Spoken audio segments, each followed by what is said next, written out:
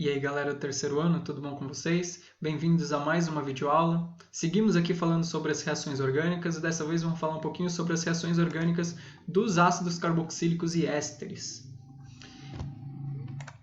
Então vamos lá. Primeiro, vamos lembrar quem são os ácidos carboxílicos. São os compostos que apresentam o grupo carboxila, ou seja, um carbono que faz uma dupla ligação com oxigênio e uma simples ligação com o grupo OH. Carboxila é a união do grupo carbonila, que é o C+O, com o grupo hidroxila, que é o OH.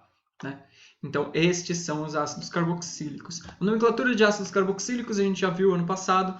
Todos eles se chamam ácido alguma coisa óico. Essa parte aqui tem lá o prefixo do número de carbonos, a parte do meio que é referente ao tipo de ligação entre os carbonos e o sufixo óico. O mesmo tipo de nomenclatura que a maioria dos compostos orgânicos tem, mas aqui a gente coloca a palavra ácido logo antes. Tá bom? Agora, quando a gente for ver as reações dos ácidos carboxílicos, a gente vai falar principalmente dos ácidos graxos. Vocês ouviram falar várias vezes sobre ácidos graxos em biologia, por exemplo, quando a gente fala de metabolismo. O que são os ácidos graxos? São os ácidos graxos. São ácidos carboxílicos que têm 12 ou mais carbonos, cadeia aberta e não ramificado. Então, quando os ácidos atendem a todas essas especificações, eles são chamados de ácidos graxos. Os ácidos graxos eles podem ser saturados ou insaturados. Então, um ácido graxo saturado é como, por exemplo, o ácido esteárico. Então, notem que aqui, quando a gente fala de ácidos graxos, a nomenclatura a gente não utiliza mais aquela estrutura para encontrar a nomenclatura. A gente usa aqui uma nomenclatura usual. Então, ácido esteárico é esse ácido que tem 17 carbonos, 35 hidrogênios, além do grupo carboxila aqui na ponta da cadeia. Então, o ácido esteárico tem essa estrutura comprida aqui com 18 carbonos ao todo. Ele é saturado porque só tem ligações simples entre os carbonos. Agora, vamos supor que a gente não tivesse a fórmula estrutural desse ácido, se a gente tivesse só a fórmula molecular, dada aqui. Como que a gente ia saber se esse ácido é um ácido saturado ou insaturado? A gente olha o número de carbonos e o número de hidrogênios. Então, se o número de hidrogênios for maior que o dobro do número de carbonos, como é o caso aqui, 35 é maior que o dobro de 17. Dobro de 17 é 34, 35 é maior. Então, quando o número de hidrogênios é maior que o dobro do número de carbonos, a gente tem um ácido graxo saturado. E os ácidos graxos saturados eles têm temperaturas de fusão mais altas, porque a interação entre as moléculas que tem essa estrutura faz esse zigue-zague, mas a estrutura delas é bastante linear, se a gente pensar como, olhando essa estrutura grande. E as interações entre as diferentes moléculas é muito mais intensa, porque essa estrutura ela tem essa característica mais linear, então as temperaturas de fusão são mais altas. Quando a gente compara com o ácido graxo insaturado, olha só, quando tem uma dupla ligação aqui, faz com que essa molécula já seja aqui menos linear, ela faz uma curva aqui. Esse caso é o caso do ácido oleico, que tem aqui, olha só, os mesmos 18 carbonos, 17 mais o carboxila aqui, do que o ácido esteárico, mas quando ele tem uma ligação dupla aqui, ele tem 2 hidrogênios a menos. Então ele é C17H33. Se a gente tem a fórmula estrutural, a gente consegue ver facilmente que ele é insaturado, porque tem uma dupla ligação. Agora, se a gente não tiver a fórmula estrutural, tiver só a fórmula molecular, como que a gente vai saber que esse cara é um ácido insaturado?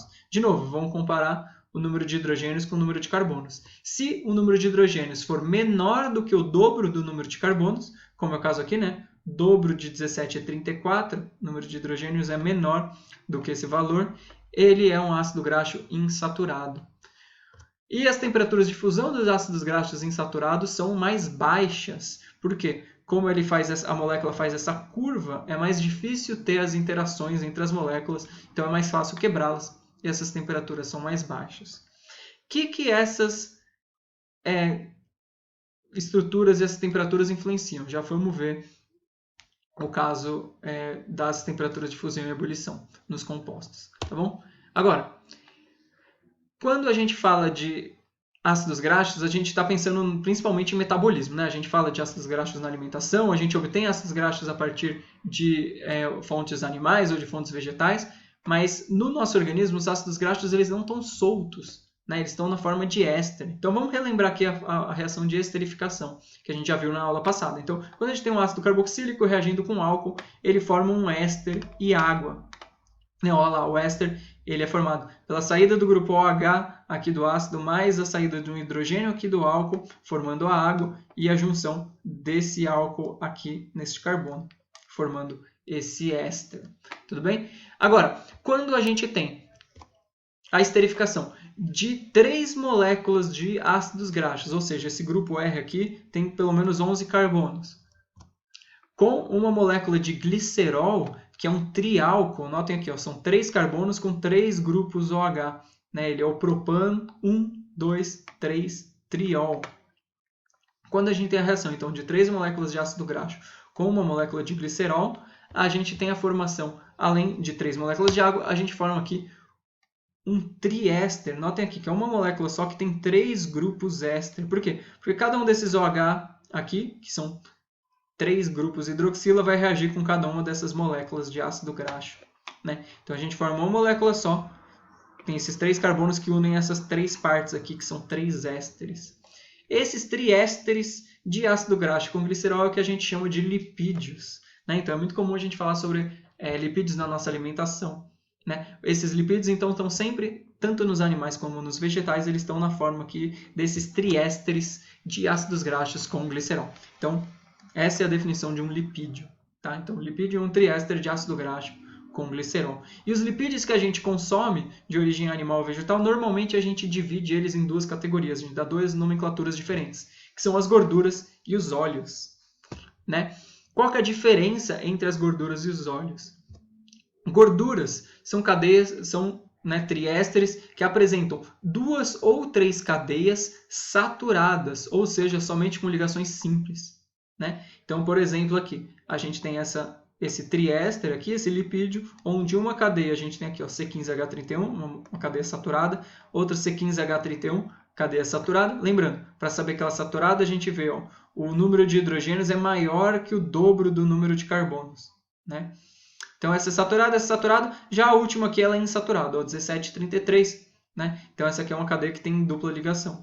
Quando a gente tem 2 ou 3 cadeias saturadas, a gente viu que os ácidos graxos saturados têm maiores temperaturas de fusão, então essas estruturas são sólidas à temperatura ambiente. Então, quando a gente tem um triéster, um lipídio, que é sólido à temperatura ambiente, por causa da prevalência de cadeias saturadas, a gente chama ela de gordura, que são principalmente de origem animal, né? Então, os lipídios armazenados nos corpos dos animais normalmente têm a forma aqui, principalmente com principalmente com cadeias saturadas. Quando a gente está olhando para um óleo, que é principalmente então de origem vegetal, a gente está pensando em 2 ou 3 dessas cadeias insaturadas, como é o caso aqui, ó, C17H33, o número de hidrogênios é menor do que o dobro do número de carbonos, portanto é uma cadeia insaturada. Então a gente tem 2 cadeias insaturadas aqui, mais uma cadeia saturada. E a gente já viu que as cadeias insaturadas elas têm temperatura de fusão menores, ou seja, quando a gente tem mais cadeias insaturadas, essa molécula como um todo ela vai ter temperaturas de fusão mais baixas, então elas vão ser líquidas à temperatura ambiente, né? Que são os óleos de origem vegetal, são líquidos normalmente à temperatura ambiente. Ok? É possível a gente transformar um tipo de cadeia no outro, né? A partir de uma reação de hidrogenação, que a gente já aprendeu, né? Uma reação de adição. Então, quando a gente tem um óleo que é líquido, né? Porque é um composto principalmente por cadeias insaturadas, e a gente faz a hidrogenação dele, a gente produz uma gordura que é sólida à temperatura ambiente, porque tem cadeias principalmente saturadas, né? Tá errado aqui, desculpa, gente, ó. Em vez de insaturado era saturado, né? Então, esse é o caso que a gente já viu de produção da margarina, por exemplo, né? Usa-se um óleo vegetal para formar algo que tem uma estrutura, um aspecto parecido com o da manteiga, ou também, por exemplo, a gordura vegetal hidrogenada, que também é sólida e é utilizada na culinária. Tá? Beleza. Agora, ésteres, em geral, podem sofrer hidrólise, né? Então, a gente já viu também na última aula a hidrólise de éster, que é a reação contrária da esterificação. Então, um caso é a hidrólise ácida. Então, se a gente tem um éster reage com água em meio ácido, a gente vai quebrar essa cadeia aqui e vai formar novamente um ácido carboxílico e um álcool. Tá? Então, a hidrólise ácida de um éster é o contrário da reação de esterificação. Né? Reação do éster com água formando um ácido e um álcool. Existe também a hidrólise alcalina.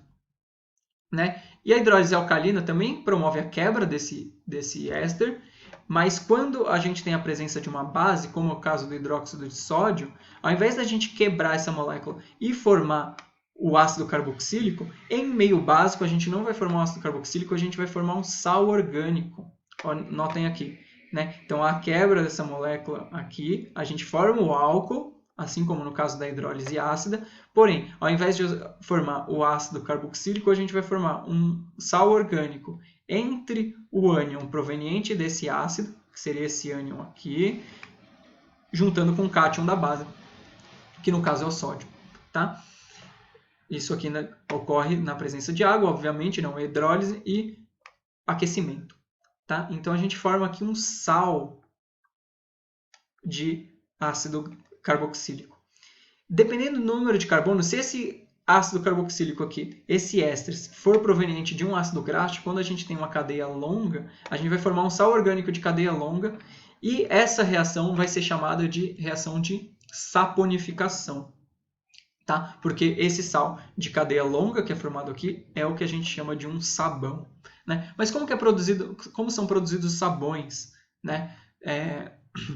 Não a partir de ácidos graxos soltos, mas sim a partir dos óleos ou gorduras. Né? Então, quando a gente tem um éster aqui, um óleo ou gordura, então tem essas 3 cadeias de ácido graxo aqui, que podem ser iguais, podem ser diferentes, mas são todas cadeias longas. Quando o óleo ou gordura reage com uma base, como por exemplo a soda cáustica, na presença de água e de aquecimento, a gente vai ter aqui a quebra desses ésteres, a gente vai formar o álcool, que é o glicerol, né? Aquele álcool que tem os 3 carbonos e os 3 grupos de hidroxilo, e a gente vai formar aqui 3 moléculas de sais orgânicos. Né?